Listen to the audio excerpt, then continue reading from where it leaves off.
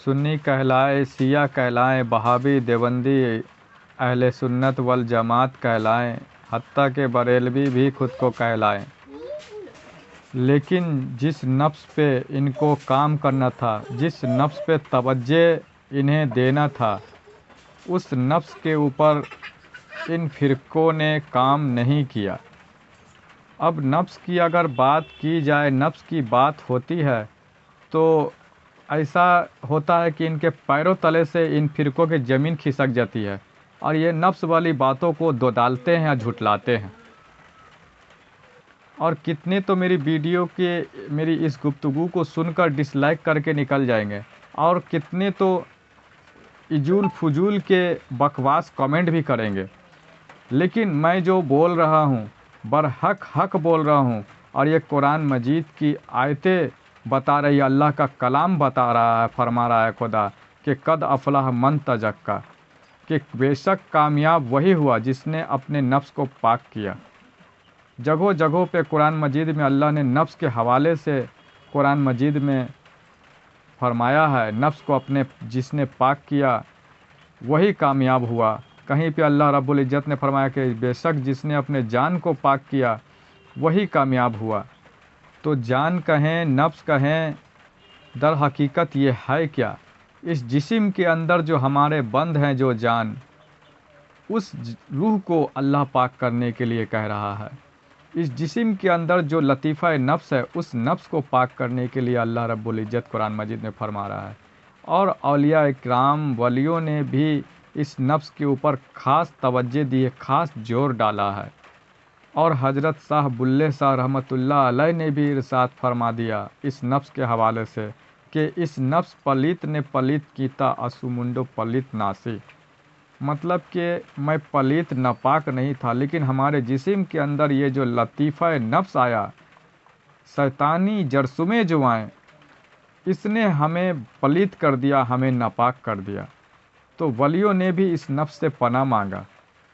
تو یہ سنی کہلائیں، شیعہ کہلائیں، وہابی، دیوبندی، بریلوی خود کو کہلائیں، 72-73 فرقوں والے، انہوں نے جسمانی عمل پہ خاص زور دیا، پر اس نفس پلیت پہ کام نہ کیا، اس نفس کو پاک کرنے کے اوپر توجہ نہ دی۔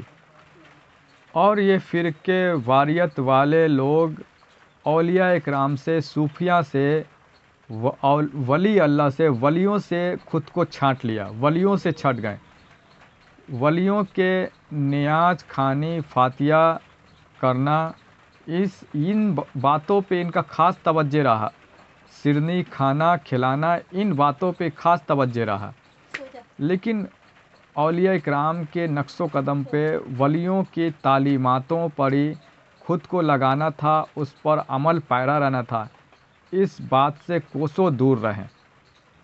ولیوں کے نقش و قدم پہ چلانا اور ان کے طور طریقے سیکھنا، ان کے تعلیم سیکھنا تھا۔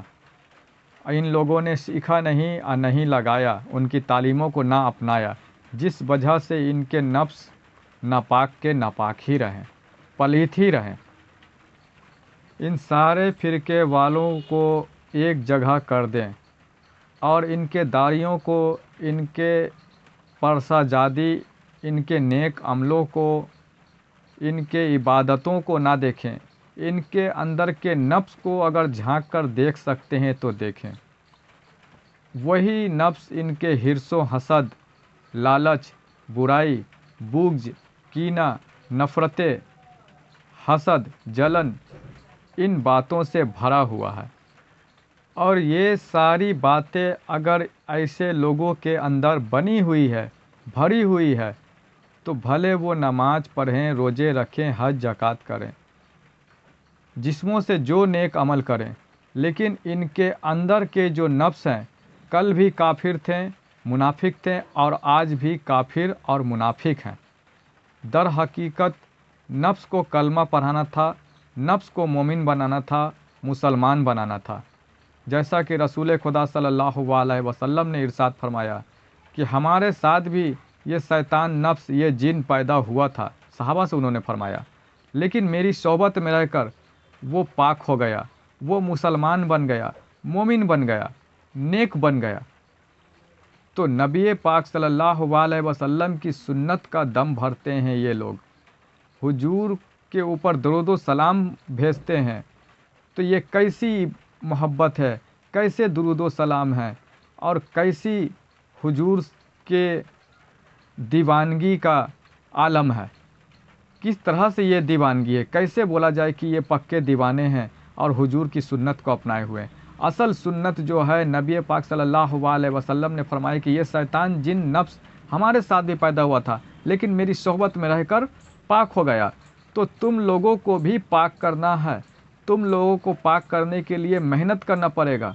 नबी पाक का सोहबत तो वो नूरुल्लाह नूर हैं, उनकी सोहबत में तो इब्लीस भी आ जाए तो वो पाक हो जाए। लेकिन आम इंसानों की अगर बात की जाए तो हुजूर के कदमों की धूल भी नहीं है। तो आम इंसान को उस नफ्स के ऊपर काम करना पड़ेगा, उस नफ्स को पाक करना पड़ेगा, करने के लिए मेहनत करना पड़ेगा। और वही हुआ कि हुजूर आका हमारे मौला का वो तरीक़ा अपनाए कुछ लोगों ने, और उन्हीं लोगों में से कोई दाता बने, कोई ख्वाजा बने, कोई कुतुब, कोई कलंदर बने, जिन्होंने हुजूर के उस तालीमात को अपनाया, अपनाकर अपने नफ्स के ऊपर काम किया, अपने नफ्स को कलमा पढ़ाया, नफ्स को मोमिन मुसलमान बनाया। और इस नफ्स को मोमिन मुसलमान बनाने के लिए हुजूर की उम्मत में ऐसे ऐसे लोग गुजरे हैं जिसने सख्त से सख्त मेहनत मशक्क़त की है, जिन्होंने उस नफ्स को पाक करने के लिए। किसी ने 12 साल के लिए जंगल इख्तियार किया, किसी ने 40 साल के लिए जंगल इख्तियार किया। हजरत गौस पाक रजी अल्लाह तआला अन्हु 40 साल जंगल में रहे। हजरत साबिर पाक कलियर शरीफ वाले, वो 12 साल तक अपने नफ्स के कठोर तप में लगाया है, अपने नफ्स को खास उसको दबाया है। 12 साल का छिल्ला किया उन्होंने। बाबा फरीद रहमतुल्लाह अलैह, बाबा फरीद रहमतुल्लाह अलैह ने 35 साल अपने नफ्स के ऊपर काम किया, खूब सख्त छिल्ले मुजाहिदे किए। आखिर में जब उन्हें पता चला कि हमारे नफ्स के ऊपर इतनी मेहनत करने के बाद भी कोई फ़र्क नहीं पड़ा, तो लास्ट में उन्होंने क्या किया कि कुएं में उल्टे लटक कर और अल्लाह की हम्दो सना, अल्लाह का जिक्र किया। तब जाकर अल्लाह ने अपनी रहमत की तजल्लियात की बारिश बाबा फरीद के ऊपर की, और वो नफ्स से निजात पा पाएँ, नफ्स को अपने अपने काबू में कर पाएँ, और एक मोमिन मुसलमान बना पाएँ, एक अल्लाह वाला बना पाएँ। और हमारे माशरे का ये फिरके बराना लोग, हमारे माशरे के मुसलमान औलिया अल्लाह की तालीमों की मजाक उड़ाता है, कहता है कि ये छिल्ले बिल्ले ये सब बेकार की बातें हैं, ये छिल्ला उल्ला क्या होता है, इस तरह से ऐंठता है। हमें कुछ अरसा पहले एक किसी कमबख्त का कमेंट भी आया था, वो कहता है कि ये छिल्ले बिल्ले कुछ नहीं होते हैं, ये छिल्ला बिल्ला क्या होता है। और हुजूर का दीवाना खुद को बता रहा था, औलिया अल्लाह का दीवाना भी बता रहा है, और छिल्ले बिल्ले इस तरह के से सरकार और औलिया अल्लाह के तौर तरीके को ऐंठ रहा था, छिल्ले बिल्ले बोल रहा था कि ये सब छिल्ले बिल्ले कुछ नहीं होते हैं, नबी पाक सल्लल्लाहु अलैहि वसल्लम ने छिल्ला नहीं किया।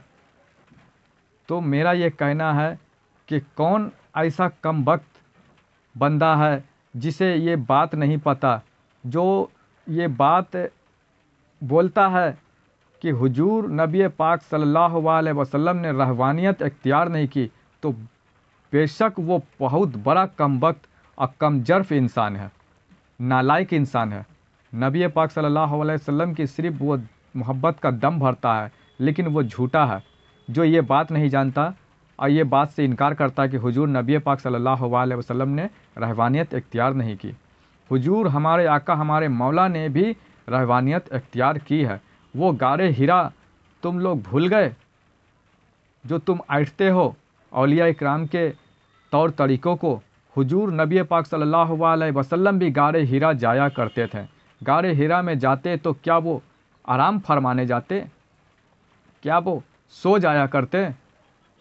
نہیں نہیں، وہ آرام نہیں فرماتے، وہ سونے نہیں جایا کرتے، بلکہ اس غار ہرا میں جا کر رب کے ذکر فکر میں، رب کی تسبیح حمد و ثنا بیان کرتے ہیں، رب کے تصور، رب کے خیال میں وہ ڈوبا رہا کرتے ہیں۔ حضور ہمارے آقا ہمارے مولا کا یہ طریقہ، یہ عمل تھا کہ وہ غار ہرا جایا کرتے تھے۔ لیکن غار ہرا کے باتوں کو بھی چند کم بختوں نے